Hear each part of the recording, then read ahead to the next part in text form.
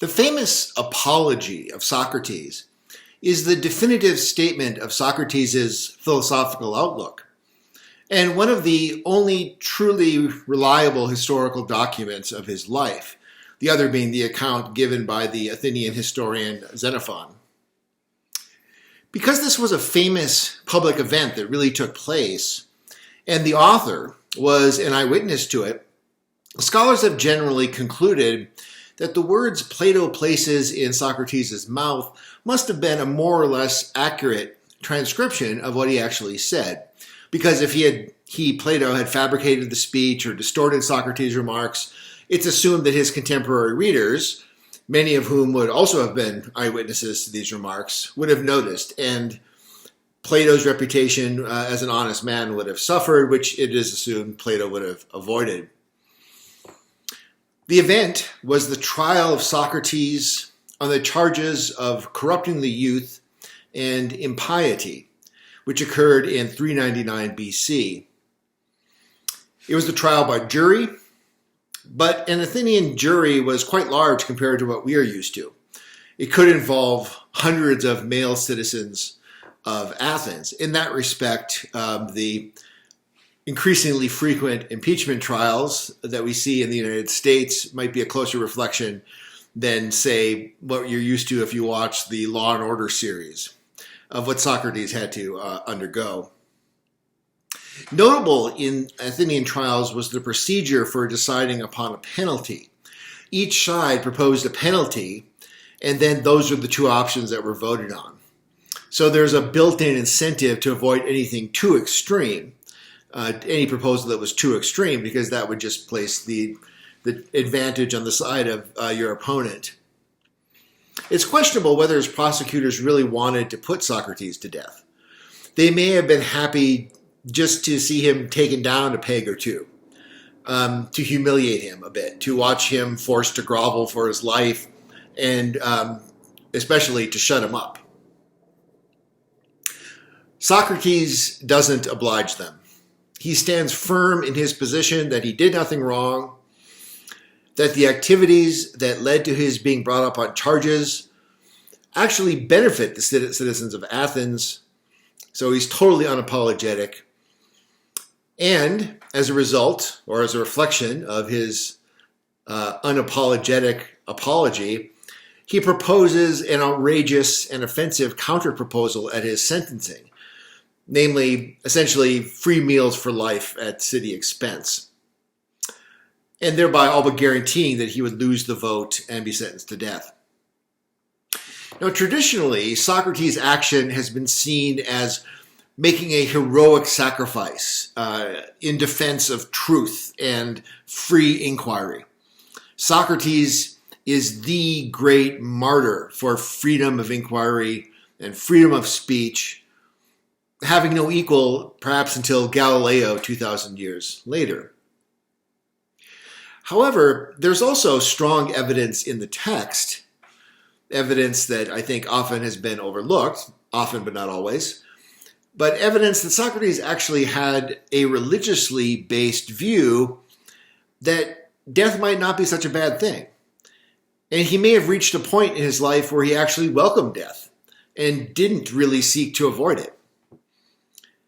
Nietzsche is the great advocate of this interpretation of the Apology, and as well as texts like the Phaedo and the Crito. Nietzsche suggests that Socrates was weary of life and had a death wish. He was exhausted because he was physiologically defective and decadent. So you can judge for yourself how this is to be taken the traditional way, as a document of a truly heroic martyr of critical thinking, free inquiry, and philosophy generally, or as the document of a superstitious man who had lost faith in life and really just wanted to die, and so provoked his own death. In this text, as with all the texts that feature Socrates, there is this fundamental ambiguity, I believe, because there's a fundamental ambiguity, even a paradox in the character of Socrates. And I'll return to what is perhaps a fundamental paradox towards the end of this video. But first, on to the speech itself. Socrates begins in medias res. If you know that phrase from literary studies, he begins in the middle of things, in medias res, with his beginning of his defense. I should rather say the apology begins in medias res, with Socrates beginning his defense after the prosecution has already spoken. So we have to infer what the prosecution said from Socrates' own speech. There's a three-part structure to the speech. First, there's the main speech, which extends to about 35a in the margin notes. So that's the bulk of the apology. And then there's the counter-assessment in which Socrates proposes his penalty. So again, the proposal of the penalty on the part of his prosecutors is X'd out, and we go right to Socrates' counter-assessment. That's around 35a to 38e. And then his last words after 38e, after he has been sentenced to death, his final statement. Socrates begins by citing what he believes is the real source of this trial, a long-building animosity to him in some quarters of the city. It is, in other words, a politically based trial at its core. And that's another respect, incidentally, in which it parallels the impeachment trials of presidents in American history. It's, if there is some element of law and justice in such trial, that's usually a minority percentage, and the majority of it has to do with the animosity that the particular political faction feels towards the individual being tried, and that's the case of Socrates as well. Socrates believes and alleges, that there's been a long-standing rumor campaign against him, fueled by the two stock charges leveled against philosophers, which is sort of the sign from his point of view that this rumor campaign really isn't based upon any actual violations of law that he has committed, but rather is based upon the fact that people just don't like him. And so they basically make the charge against him that they tend to make against anyone who they don't like. And again, we see the parallel in our political culture as well, where the charge, for example, of racism or white supremacy would be leveled from the left against any conservative that the left didn't like. And on the other side, you might charge someone on the left with being a communist or whatever, if you didn't like them. It's sort of the stock charge that you foist upon someone. That's what Socrates is claiming here. And in fact, I think he's right about this. I think that there's not very strong evidence to associate Socrates with either the typical pre-Socratic cosmologists or the sophists. And that's what these two charges do. So the charge is in the inset here. This is on our page 91 in the bottom right-hand column. Socrates commits injustice and is a busybody. Actually, that him being a busybody, there might be some justice to that, but that's not the charge. In that, he investigates the things beneath the earth and in the heavens. That's the sort of stock phrase. He investigates the things beneath the earth and in the heavens, a way of saying that essentially he's one of these atheistic philosophers of nature or cosmologists like Anaxagoras, for example, and makes the weaker argument the stronger and teaches these things to others. And we've already seen makes the weaker argument the stronger. That was the charge against Protagoras and against the sophists more generally. So basically what these charges are saying is that he's one of these pre-Socratic philosophers, or he's a sophist, or both. And that's what I'm saying I do think is unjust. Socrates responds to these quite well. He says he can't be an atheist because he's not a philosopher of nature at all. He not only flatly denies any knowledge of nature, he denies any ability or any ambition to teach or educate anyone, period. And that also applies to the charge of him being a sophist, the fact that he doesn't claim to teach anyone any doctrines. He denies he could be a sophist because sophists always claim to teach doctrines to people, or at least teach techniques. And the distinctive feature of the sophist is that the sophist charges fees for talking with him. That's all the sophist did. And Socrates cites his poverty as indisputable proof that he's not a sophist. Several places in the Apology, he points to his poverty. He says, look how poor I am. How could I possibly be a sophist? So that's pretty good evidence. And all the evidence does point to the fact that Socrates seemed to have very little interest in metaphysics or in the philosophy of nature or cosmology as well. So these rumors, in Socrates' view, amount to little more than a smear campaign. People have been saying the same old things about him that they say to discredit any philosopher who they don't like. Now, the official charges brought by Socrates' accusers, Anytus and Meletus, are of course the serious ones, because those are the ones that are going to be voted upon and that place him at risk of being sentenced to death. But Socrates' view is that actually it's this animus against him, this animosity against him, that's been building for perhaps decades in certain factions in the city that's really going to lead people to vote. And so he pleads with them to, please vote on the basis of the facts, take your responsibility as jurors seriously, and just vote what you believe to be the truth, and ignore how you might feel about me, because I know many of you don't like me. So what can we say about these official charges? Is there any merit to these charges? Miletus, you'll recall from reading the Euthyphro, was the one who instigated the proceedings by bringing the charge of impiety to the religious authorities, who concurred that there was enough evidence for a trial. But, you might say, well, what put the burr in his saddle? Why is this guy Miletus hankering for Socrates in this way? And Anytus. Socrates frames these individuals as not as particular people that he is wrong, but rather as representatives of political factions whose interests Socrates threatened.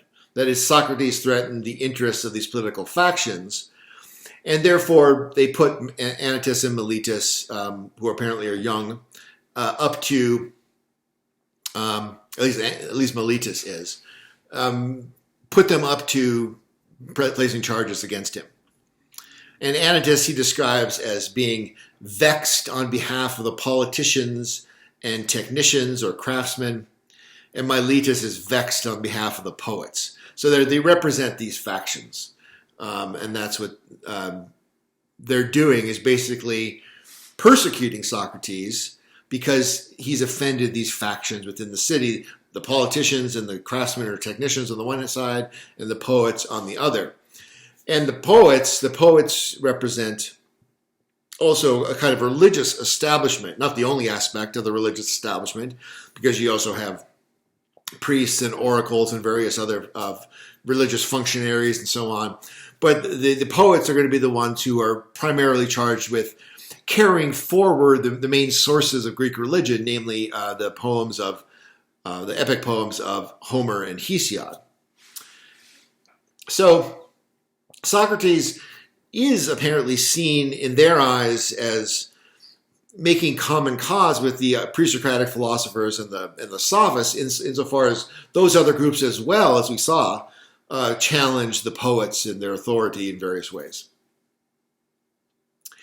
The two charges that Socrates had to defend against were as follows, and these are on page 95 in the inset in the left-hand column there.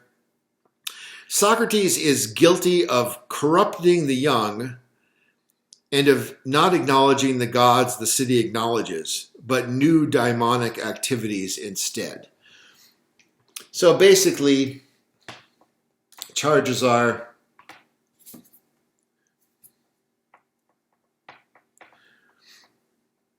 he corrupts the youth, and the charge of impiety, specifically toward the city's gods, which, as we know, are the only ones that ever matter. So those are the charges. He corrupts the youth and impiety towards the city's gods. And so my reason for writing this Now is just to see how we're to frame Socrates' responses. Just to summarize these to get a sense, we'll keep track of what the gist of his responses are, since he tends to, of course, elaborate upon these at length, and sometimes it's easy to lose the forest from the trees. So to the response that he corrupts the youth, to the charge rather that he corrupts the youth, his response is going to be that far from corrupting the youth, he seeks to do just the very opposite. He seeks to improve not just the youth, but all the citizens of Athens by exhorting them to care for their souls.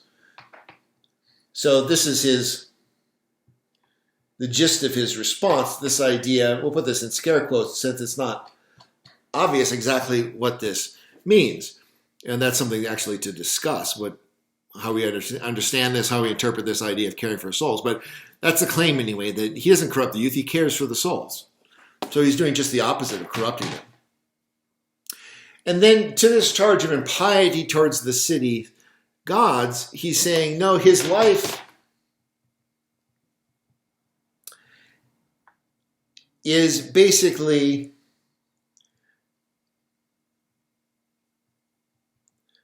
lived in pious obedience to Apollo, who is certainly one of the city's gods and one of the most important. Maybe he's not. What letter that was. His life is obedient to Apollo. That's his response to the charge that he's impious. Now, it seems like it's actually more obedient to this thing that he calls, we'll put this in a different color since it's a little problematic. He seems like his life is even more obedient to this thing he calls his personal daimon, his personal guiding spirit or demon, as well, which speaks to his religious sensibility, but of course the charge that he acknowledges new daimonic activities instead of the gods, which is part of the charge against him, does seem to have some warrant to it, or some merit to it, because he does admit that he is beholden to this daimon. More on that in a second. In response to his reputation for possessing extraordinary wisdom, Socrates claims that he does indeed possess a kind of wisdom, but not the wisdom of things above the heavens and below the earth, this kind of newfangled scientific expertise, as we might call it nowadays, but rather he possesses only a human wisdom. A human wisdom. And it's worth noting, I think, at this point that in this text, wisdom and knowledge more or less will be using these interchangeably. There are interesting questions about what's the distinction between wisdom and knowledge. But for these purposes, it seems like Socrates is using wisdom and knowledge as sort of similar things. Of course, they can be about different things. One can have wisdom about nature that's different from having a kind of moral wisdom. So that certainly is something that Socrates is aware of and acknowledges. But as far as the concept of wisdom itself, whether that's distinct from the concept of knowledge itself, this is less clear, at least. Perhaps that would be something we could discuss. But first, what is this human wisdom that Socrates claims he possesses? Page 92, in the right-hand column towards the bottom, second to last paragraph, he says, "You see, men of Athens, I've acquired this reputation, that is, this reputation as having some kind of extraordinary wisdom, because of nothing other than a sort of wisdom. What sort of wisdom, you ask, is that? The very sort, perhaps, that is human wisdom. For it may just be that I really do have that sort of wisdom, whereas the people I mentioned just now may perhaps be wise because they possess superhuman wisdom.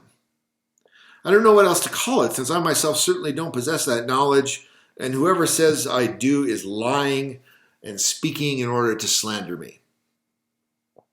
This human wisdom that he will go on to explain is a special gift of the gods. And it's important always to keep that in mind. More than anything else, this is the way Socrates describes it. This human wisdom, even though it's only a human wisdom, it's a special gift of the gods that Socrates sees as his responsibility to pass along to the city.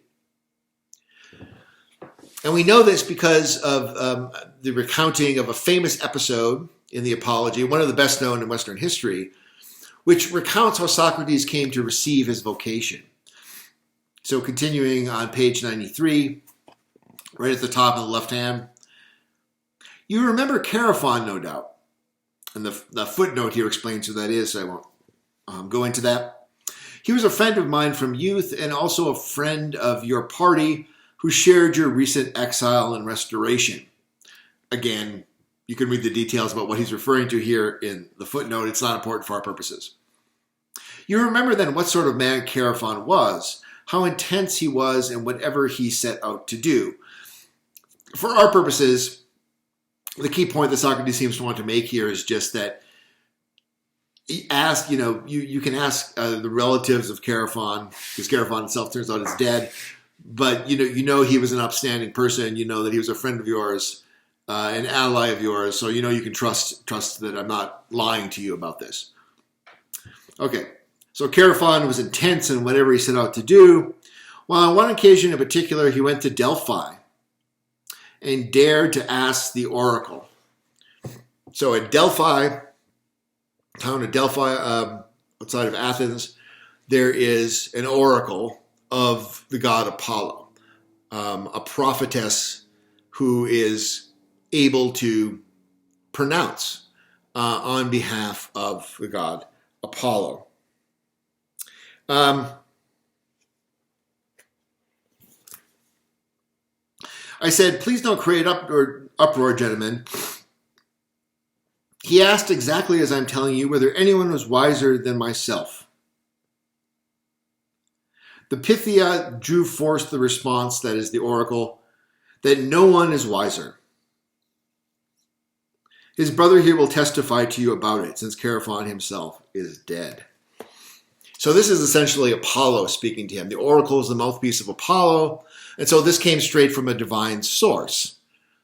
Socrates, notice, isn't at all skeptical of this.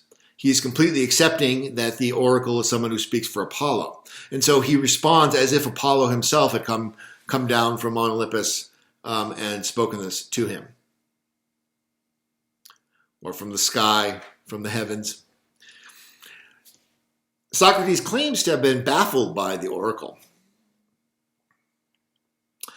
And by extension, by Apollo's meaning. And so he sets out to disprove it by approaching people who are thought wise in the city to investigate whether they really were wiser than him. So this is what he says in the next paragraph. You see, when I heard these things, I thought to myself as follows, what can the god be saying? What does this riddle mean? For I'm only too aware that I've no claim to being wise in anything, either great or small. What can he mean then by saying that I'm wisest? Surely he can't be lying. That isn't lawful for him. For a long time I was perplexed about what he meant. Then, very reluctantly, I proceeded to examine it in the following sort of way. I approached one of the people thought to be wise, assuming that in his company, if anywhere, I could refute the pronouncement and say to the oracle, here's someone wiser than I, yet you said I was wisest. Then I examined this person. There's no need for me to mention him by name. He was one of our politicians. And when I examined him and talked with him, men of Athens, my experience is something like this.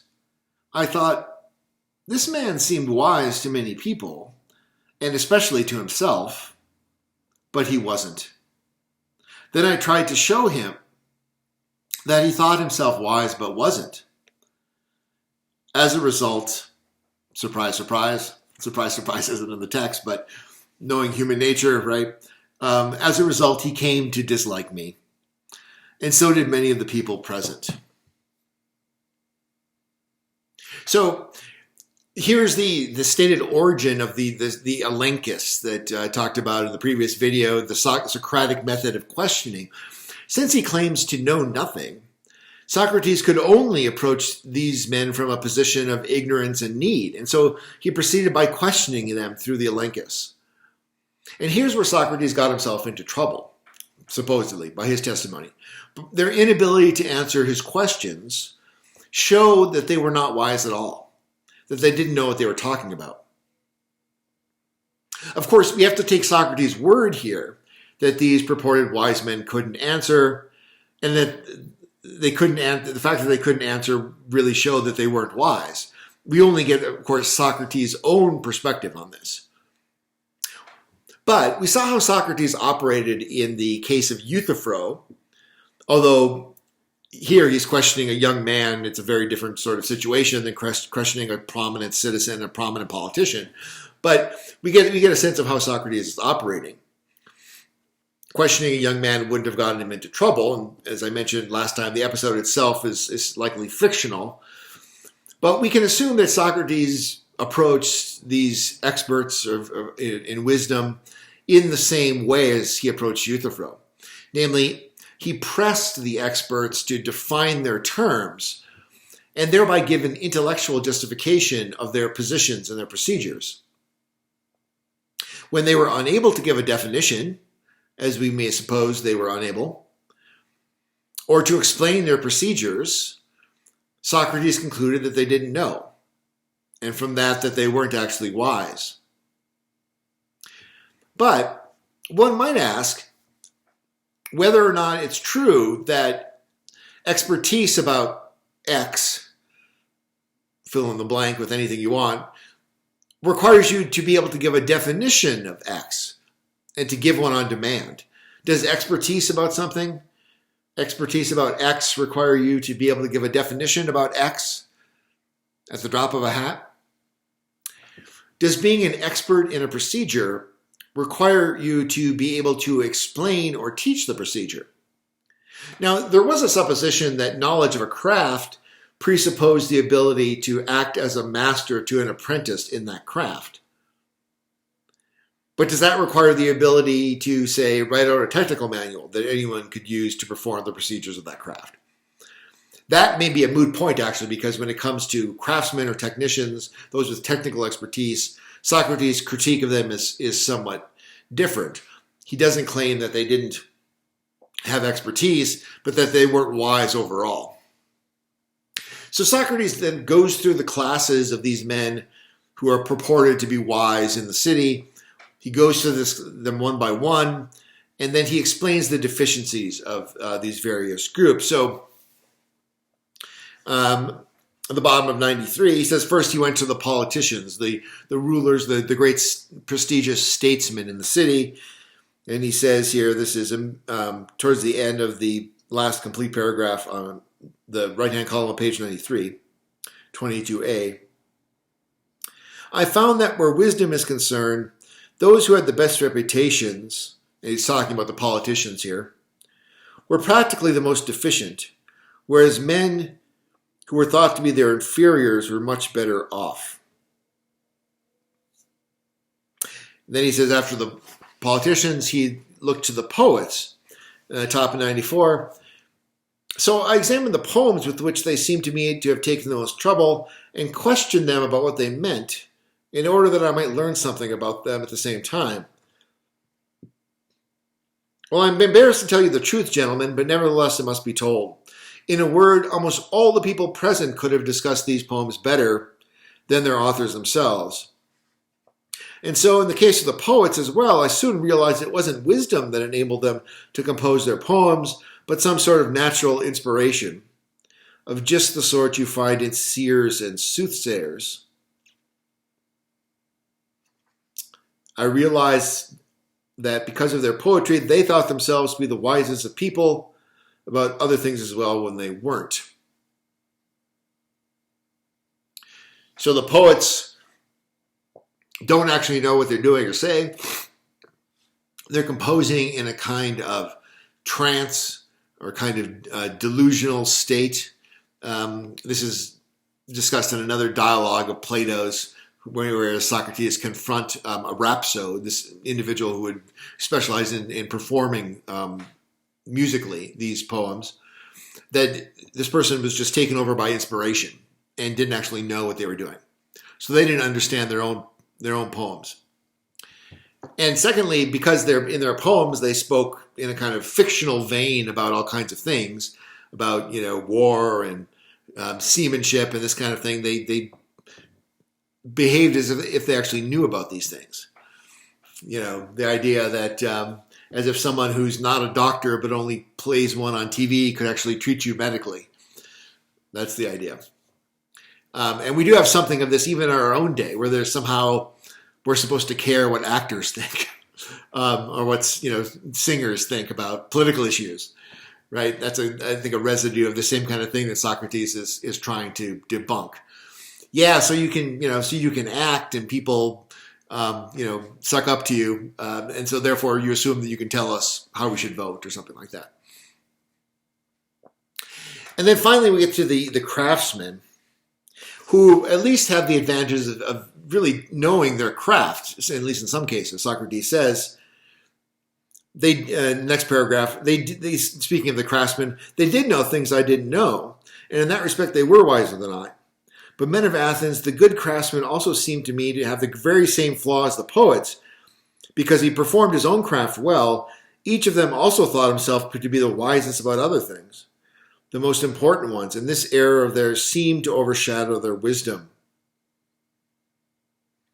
Again, you see this I think you see this a lot when you have, let's say, individuals who are prominent scientists, physicists, and so on, who will pronounce about the value of philosophy, right? Or they'll pronounce about some philosophical argument that when you question them about it, Socratic style, you realize that they oftentimes haven't really understood, but they think because, well, hey, I'm a high energy physicist or whatever. I have a big brain. I'm expert about these other subjects, right? That's the kind of thing that Socrates is I think, getting at with the craftsmen here. They thought themselves wisest about this and so other things as well. And certainly when you have today doctors, lawyers, those in positions that are prestigious in society are looked to as if they had some kind of general wisdom. So I asked myself on behalf of the oracle whether I'd prefer to be as I am, not in any way wise with their wisdom, nor ignorant with their ignorance, or to have both qualities as they did. And the answer I gave to myself and to the oracle was that it profited me more to be just the way I was. That's a kind of important point there that seemed kind of like an afterthought, but the point is, so he admits that the craftsman, let's say a medical doctor, does know more about medicine than I do. But as a result, he becomes arrogant and he comes to think that he's wise in general matters. Whereas I'm humble and realize I'm not wise. And so would I rather have that medical knowledge, but then also be deluded in the way that this doctor is into thinking I'm generally wise? Or would I rather be as I am, lacking medical knowledge, true, but also at least I'm not deluded in the way the doctor is about having general wisdom. And he says the second is actually better. So there's a little bit more of a complex argument there for why he's actually wiser overall than the craftsman. Now Socrates casts himself as innocently seeking wisdom with the purest of motives. However, this supposedly innocent quest has earned him powerful enemies because he embarrassed many of the pillars of the community through a style of questioning that they didn't know how to respond to. This explains the charges against him. So when anyone asks Socrates, if you haven't done anything wrong, why are people bringing these charges against you? That's his answer. The people he offended are using these charges to discredit me so that they can restore their own reputations and get revenge. Now, the main conclusion that Socrates surmises the oracle at Delphi wanted to impart to him is that human wisdom is worthless. It's a harsh statement. Human wisdom is worthless. And Socrates is wiser than all the others only because he at least knows that he knows nothing. And the way Socrates frames this is very much as if one is taking the perspective of the gods, of God Apollo specifically, and saying that compared to the wisdom of the gods, which of course is inaccessible to human beings, maybe not of course, but for Socrates, inaccessible, except insofar as they decide to reveal it to us. But from that perspective, from the perspectives of the gods' wisdom, human wisdom is as if it were nothing. As if it were nothing. And Socrates is wiser than all the others because at least he knows that. At least he knows the worthlessness of human wisdom. At least he knows that in the absolute sense, he knows nothing. He's wiser than all the others because at least he knows that he knows nothing, whereas they think they know things. So this is described famously back on 93. This is right after an earlier passage I read on the right-hand column. For my part, I thought to myself as he left this first politician he talked to, I'm wiser than that person. For it's likely that neither of us knows anything fine and good, but he thinks he knows something he doesn't know. Whereas, since I don't in fact know, don't think that I do either. At any rate, it seems that I'm wiser than he in just this one small way, that what I don't know, I don't think I know. This is the first discussion question, and this is a two-part question. Part one, which do you think is more likely? That none of the experts and craftsmen in Athens were actually wise?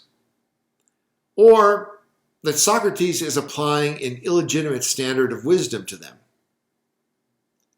If you choose the former, that none of the experts and craftsmen in Athens were actually wise, explain what you think Socrates discovered about the nature of wisdom that no one else had ever recognized before. If you choose the latter option, that is, if you think that Socrates was applying an illegitimate standard of wisdom to these various pillars of the community, if you think that, then explain what you think was the problem with Socrates' standard of wisdom. So that's part one of this two-part first discussion question. Which do you think is more likely, that none of the experts and craftsmen in Athens were actually wise, or that Socrates was applying an illegitimate standard of wisdom to them? If you choose the former, explain what you think Socrates discovered about the nature of wisdom that no one else had ever recognized before. If you choose the latter, explain what you think was the problem with Socrates' standard of wisdom. Okay, so that's part one. And then part two. Would you agree with Socrates that human wisdom is worthless and that human beings know nothing? Is human knowledge really impossible? What conception of knowledge is at issue here? If a conception of knowledge leads to the conclusion that there is no knowledge, is that a sign of a problem with that conception of knowledge? Explain your answer. And so you see here how this second part is related to and somewhat contingent upon how you answer the first part. That's why they're grouped together in one question. So part two, would you agree with Socrates that human wisdom is worthless and that human beings know nothing? Is human knowledge really impossible? What conception of knowledge is at issue here? If a conception of knowledge leads to the conclusion that there is no knowledge, is that a sign of a problem with that conception of knowledge? Explain your answer. Now, Socrates explains his popular reputation for corrupting the youth in the following way. He says, it rests upon the bad behavior of some rich young men who follow him. This is right-hand column, page 94 in the center.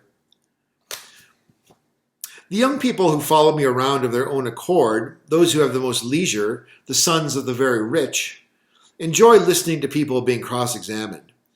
They often imitate me themselves and in turn attempt to cross-examine others.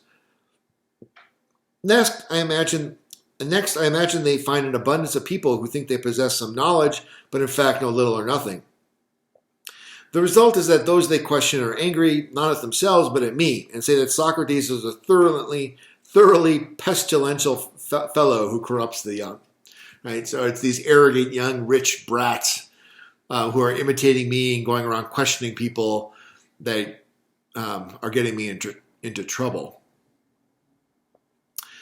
However, Socrates absolves himself of responsibility for these young mischief makers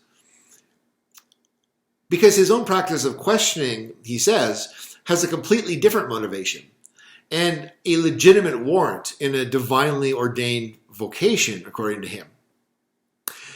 First, in response to the charge that he is intentionally corrupting the youth, Socrates responds that this is just absurd on the face of it. Socrates, after all, has to live in the city with these people when they grow into prominent members of society. So why would he want to corrupt the very people who will rule over him someday? Or as he puts it, page 96, in the third from the bottom paragraph there, he says, the middle of the paragraph, am I, by contrast, so very ignorant that I don't know even this? That if I do something bad to an associate, I risk getting back something bad from him in return? So, in other words, why would I basically soil my own nest in this way? By corrupting the youth who I have to live with. So if he corrupted anyone, he says it certainly was not intentionally. So at most, he unintentionally corrupted the youth. And if he did it unintentionally, he shouldn't have been brought to trial on such a charge. This is the point that he makes right after that in the next paragraph. But far from intending to corrupt the youth, or even from unintentionally corrupting the youth, Socrates claims that he's only trying to benefit them. And that, in fact, he can point to various of his former students as examples of people who he actually has benefited, Plato among them. So he's trying to benefit these people, as well as everyone else in the city. He claims, and this is crucially important to his overall defense, and I think really to our understanding of what Socrates is all about, he claims a divine vocation for himself, a divine calling, a divine mission. He is an apostle, in a sense, of his gods. His divine vocation, his mission that he's sent on is to care for the souls, to care for the souls of everyone in the city, or at least to prompt them to care for their own souls. This is described on page 98, continuing on to 99. It's a long quote, so bear with me here. He says, beginning in the middle of the right-hand column on page 98,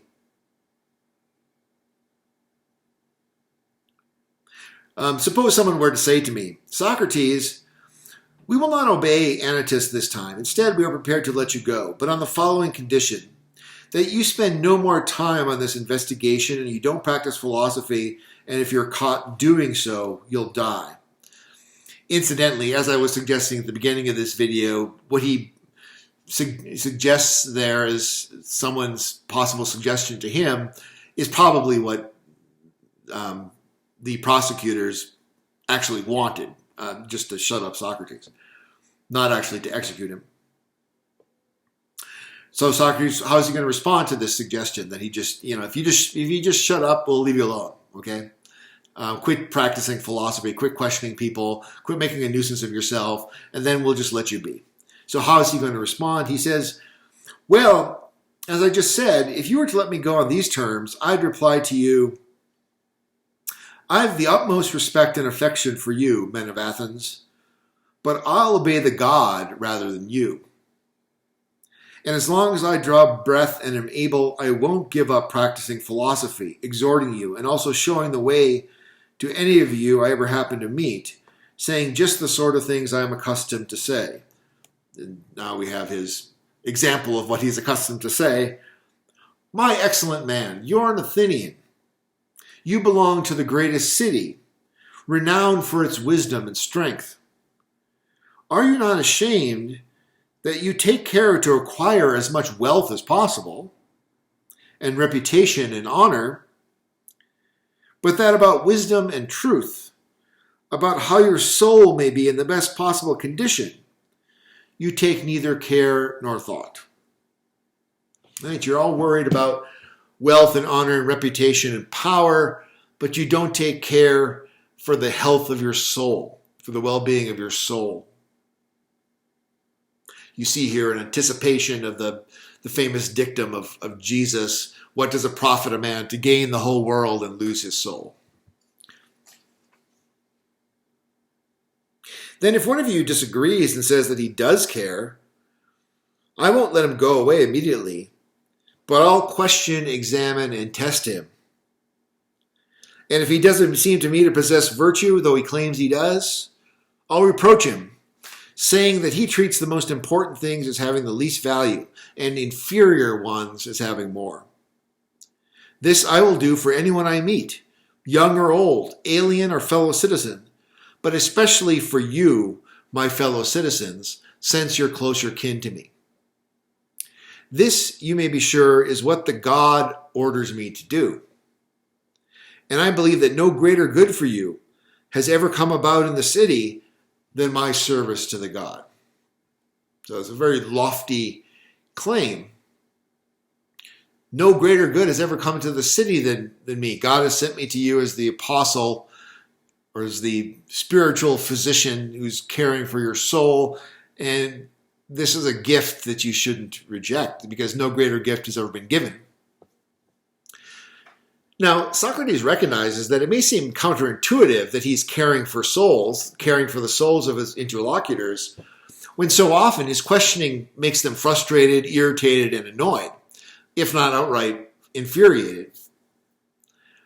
However, this effect is actually, as he sees it, part of his function, which is to be a kind of gadfly. So here we get this famous image of Socrates as a gadfly, analogous to a gadfly, whereas the city of Athens is to be analogized to a horse who's being annoyed by this gadfly, trying to swat it away with its tail. The top of 99, the right-hand column. If you put me to death, you won't easily find another like me. For even if it seems ridiculous to say so, I've literally been attached to the city as if to a large thoroughbred horse that was somewhat sluggish because of its size and needed to be awakened by some sort of gadfly. It's as just such a gadfly, it seems to me, that the God has attached me to the city. One that awakens, cajoles, and reproaches each and every one of you, and never stops alighting everywhere on you the whole day. So this gadfly gifted Athens, Athens, the god, Apollo, or some other god, gifted Athens with Socrates, the gadfly. Socrates risks the anger and the retaliation of his fellow citizens, the metaphorical being swatted by the tail of the horse, because the stakes of refraining from his activity are so high. What he is prompting his citizens to do is, to his mind, precisely the very thing that makes their lives worth living. The very thing that makes their lives worth living. That's what he's promoting. And here we get another famous image or phrase associated with Socrates, page 104. This is about 10 lines down. It is the greatest good for a man to discuss virtue every day, and the other things you heard me discussing and examining myself and others about, on the grounds that the unexamined life isn't worth living for a human being. You'll believe me even less when I say that. The unexamined life isn't worth living for a human being. This leads to a second discussion question. Do you agree with Socrates' point that the unexamined life is not worth living? Why or why not? How would you describe the examined life and its opposite, the unexamined life? Give examples, if you will. What does the examined life look like? What's the contrast to the examined life? What's the unexamined life look like? Do you think the care of the soul that Socrates uses to defend himself and his actions, this care of the soul, do you think this is the main goal of life? How do you conceive of the care of the soul? Does your conception involve, as Socrates' conception does, the idea of constantly questioning and cross-examining all your beliefs? Is this way of life practical? Why or why not? So that's the second discussion question. Do you agree with Socrates' point that the unexamined life is not worth living? Why or why not? How would you describe the examined life and its opposite, the unexamined life? Do you think the care of the soul is the main goal of life? How do you conceive of the care of the soul? Does your conception involve, as Socrates' conception does, the idea of constantly questioning and cross-examining all your beliefs? Is this way of life practical? Why or why not?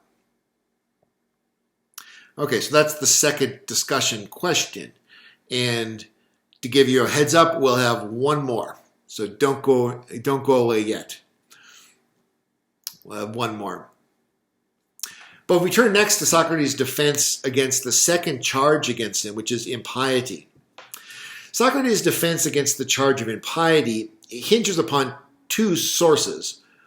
The first is his devotion to the god Apollo, which Socrates thinks is evidenced by his acceptance, his really kind of unquestioning acceptance, one has to say, of his mission, or what he believes it to be his mission, to engage in philosophy, which he describes in various ways, including attaching the greatest importance to what pertained to the god. That's a quote from 21e, page 93 on the right. Quote, attaching the greatest importance to what pertained to the god, unquote. Or also responding to the god. That's another quote. Responding to the god. Or coming to the assistance of the god. Or service to the god.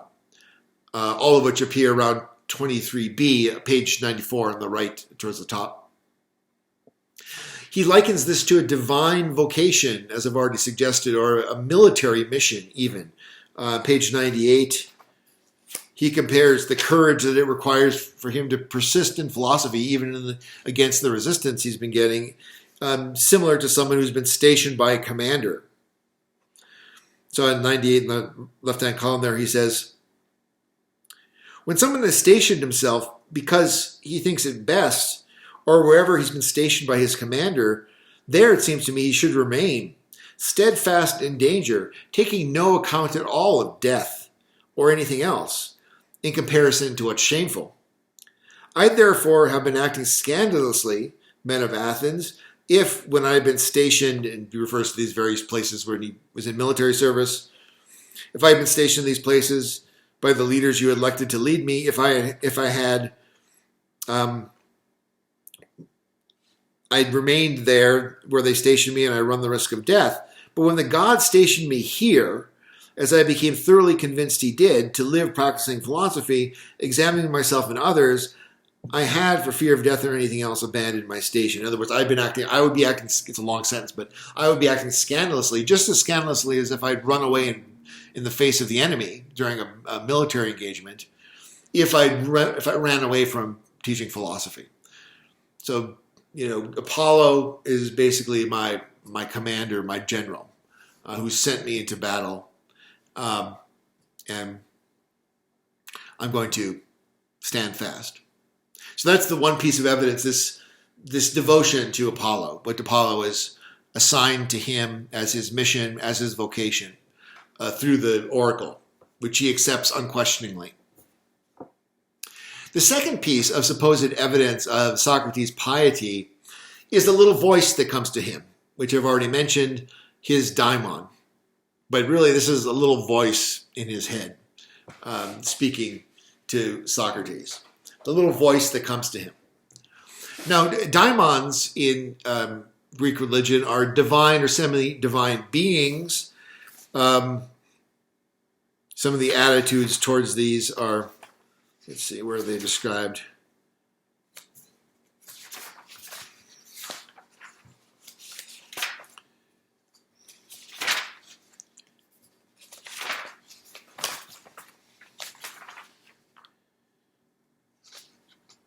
I'll come across it again. Sorry, I just lost track of. It's when he's defending himself against the charge that he doesn't believe in gods, and he says, "How can I not believe in gods when I believe in daimons? Aren't daimons the children of the gods?" Yeah, here it is on 97. You get the sense there that, depending on different people's differing theologies or which daimons they're thinking about, some are divine beings, others are semi-divine beings, maybe the offspring of gods and something else and so forth. But regardless, this has a religious connotation. This is a sign of Socrates' piety, that he is responsive to his daimon. And he always follows what it tells him to do. Although it's interesting that it doesn't tell him to do positive things. It dissuades him from doing things. It admonishes him from doing things. And he says this voice admonished him particularly, or admonishes him, because it's continuing to be ongoing, at least he regards it as such. It admonishes him when he's at risk of straying from the true path of pious and moral behavior. So at the bottom of 99, he says, and the right-hand column, continuing on to the next page, page 100, "A divine and daimonic thing comes to me, the very thing Miletus made mocking allusion to in the indictment he wrote. It's something that began happening to me in childhood. A sort of voice comes, which whenever it does come, always holds me back from what I'm about to do, but never urges me forward. It is what opposes my engaging in politics, and to me at least, its opposition seems entirely right.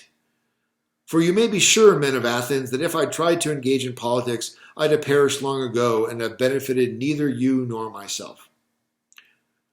This voice, the functioning of this voice explains why he seeks to improve the city in his unique, unusual way.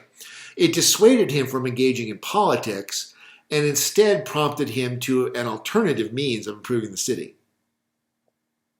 At this point, the reader of the Apology might be struck by a problem that's been building throughout this speech.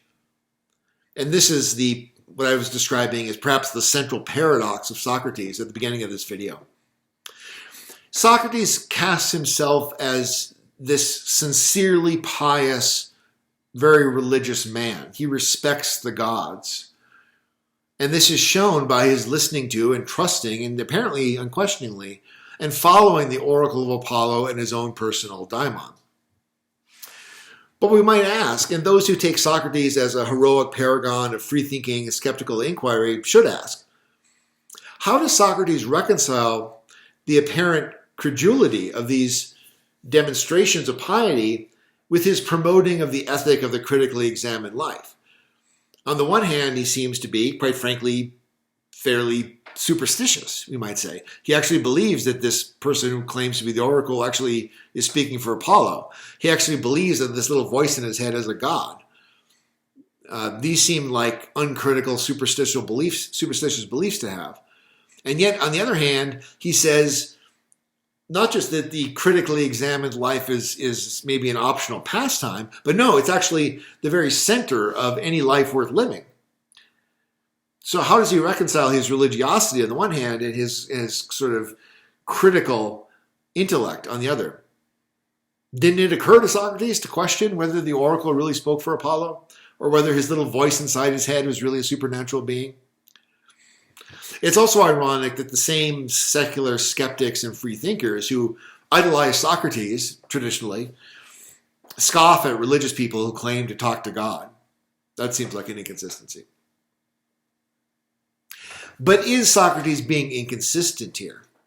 It's worth noting there's a debate about this. The distinguished scholar Gregory Vlastos argued in a paper called Socrates' Piety that he was not. Vlastos argued that Socrates is indeed committed to reasoned argument as the final arbiter of truth, as well as to obeying the command issued to him by a supernatural God. There's no conflict here, according to Vlastos, because the signs of his supernatural God, or gods, Apollo and his daimon, if they're different, these signs need to be interpreted. And this is possible, Socrates would say, only through the use of his own critical reason. It is possible also maybe to see Socrates as testing these claims, He trusts his daimon because since childhood, he believes it's always led him in the right direction. For example, it warned him against getting involved in politics, and then sure enough, he could clearly see that if he had gotten involved in politics, he would have been put to death long ago, and so forth. And of course, when the oracle at Delphi tells him certain things, you could argue that he doesn't just believe it straight away. He tests what could this oracle possibly mean, and he tries to disprove, he tries to disconfirm the oracle. So there's a strange blending here of religion and what you might describe as scientific method of testing and attempting to falsify. But regardless, there is this tension, or these two sides of Socrates' personality. Perhaps the clearest display of the marriage of religious sensibility and critical reflection is found in the concluding statement of the Apology, which contains Socrates' explanation for why he does not fear death. Why he does not fear death. In his explanation, we see a marriage of philosophical argument and religious or mythological thinking. One benefit of Socrates' repudiation of knowledge is that we can't know if death is good or bad. This is the point he makes on page 98, right at the bottom of the left-hand column, continuing to the top of the right. No one knows whether death may not be the... Sorry, let me start again. No one knows whether death may not be the greatest of all goods for people, but they fear it as if they knew for certain that it's the worst thing of all. Yet surely this is the most blameworthy ignorance of thinking one knows what one does not know. But I, gentlemen, may perhaps differ from most people by just this much in this matter too. And if I really were to claim to be wiser than anyone in any way, it would be in this, that as I don't have adequate knowledge about things in Hades, so too I don't think that I have knowledge. So, why fear death? The initial word on this is we don't know what's on the other side, so to speak, of death. So why should we fear it? But actually, he's going to say something stronger and more optimistic later on. But before that, he makes clear that for him, avoiding what is shameful and evil is much more important than avoiding death. Interestingly, Socrates does not seem to be as skeptical about this type of moral knowledge of what's shameful and evil. So, let's see here.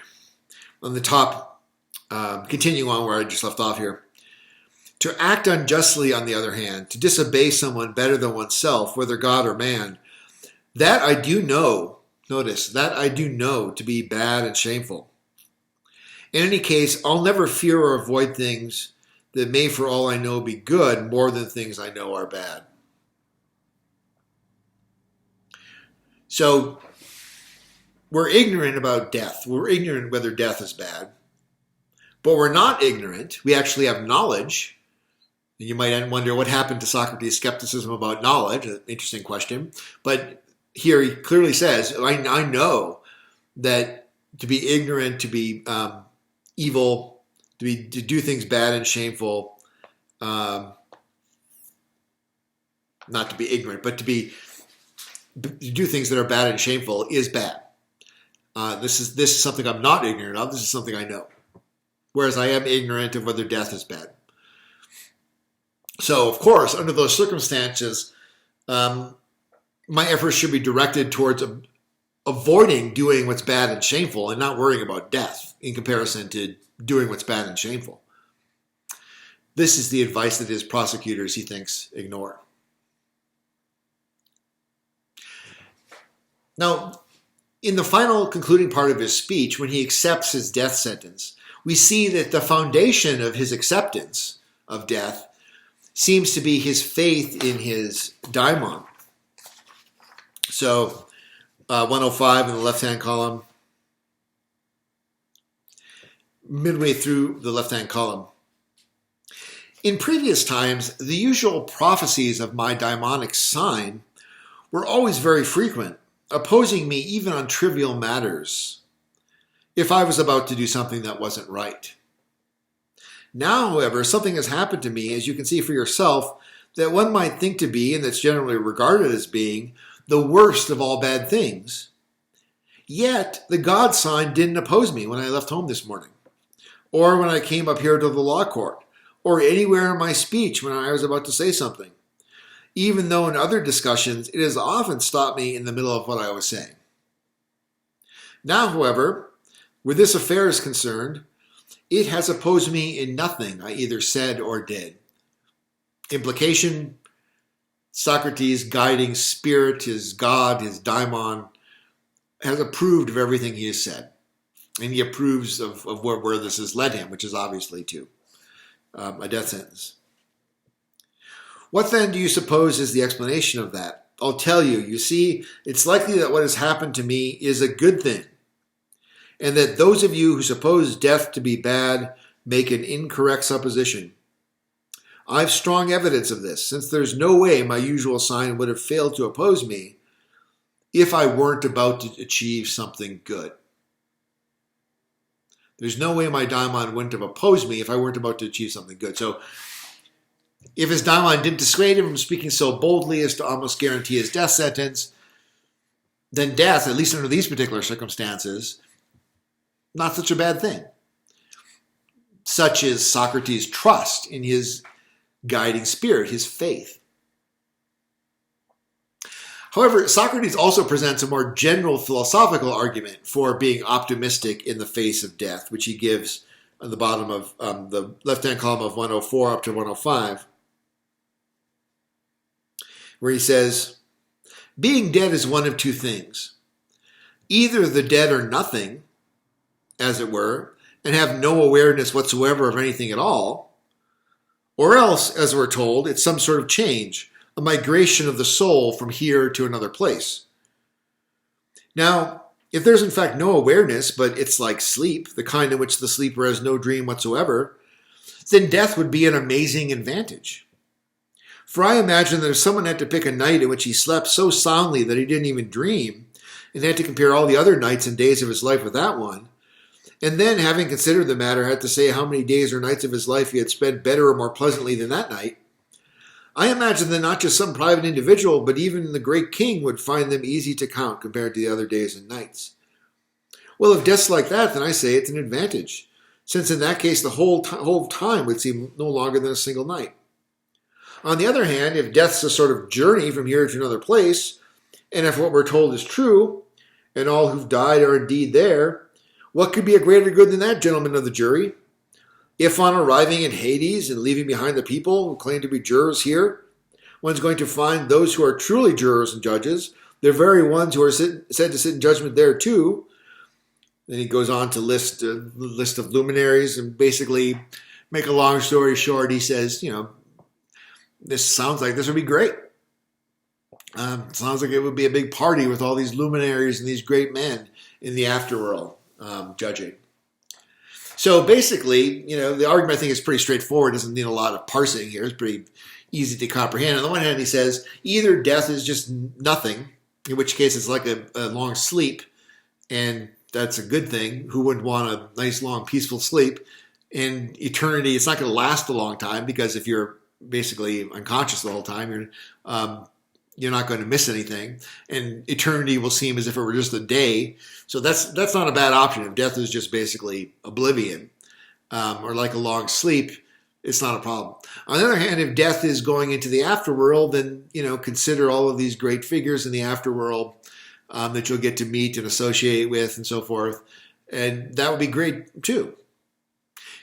Now, of course, we're liable to, from our post-Christian standpoint, we're liable to question this and scratch our head a little bit about this, because we're inclined to associate Hades, the Greek mythological underworld, with hell and with eternal conscious torment.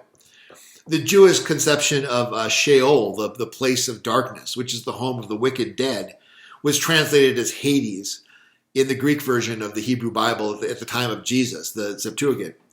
And then this gradually evolved into the Christian conception of hell, which in turn evolved into the medieval torture chamber conception in the history of Christianity.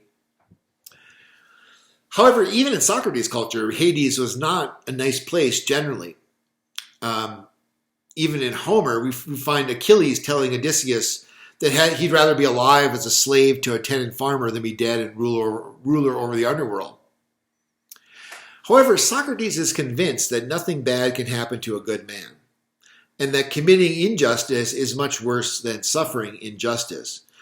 As we saw earlier, and also at 41D on page 106, you see this idea expressed. Now, this peculiar and evidently unempirical belief that nothing bad can happen to a good man, this belief seems to have been one of Socrates' strongest and most characteristic items of religious faith.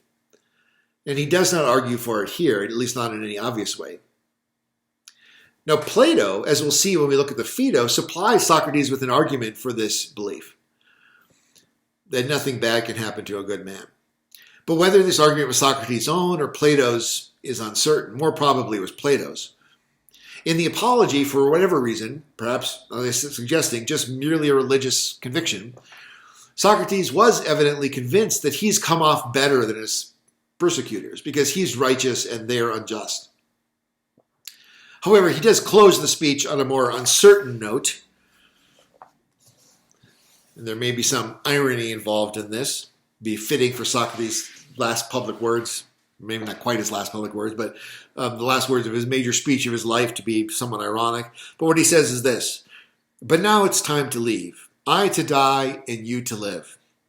Which of us goes to the better thing, however, is unclear to everyone except the God." This leads to the third discussion question. How would you assess Socrates' argument that death is not necessarily a bad thing? How much of his attitude toward death rests upon his religious conviction that nothing bad can happen to a good man? Do you find this conviction to be plausible? In the absence of certain knowledge about what happens after death, can we have a reasonable expectation that it is not bad? If death is bad, what is bad about it? So that's the third discussion question. How would you assess Socrates' argument that death is not necessarily a bad thing? How much of his attitude toward death rests upon his religious conviction that nothing bad can happen to a good man? Do you find this conviction plausible? In the absence of certain knowledge about what happens after death, can we have a reasonable expectation that it's not bad? If death is bad, what is bad about it?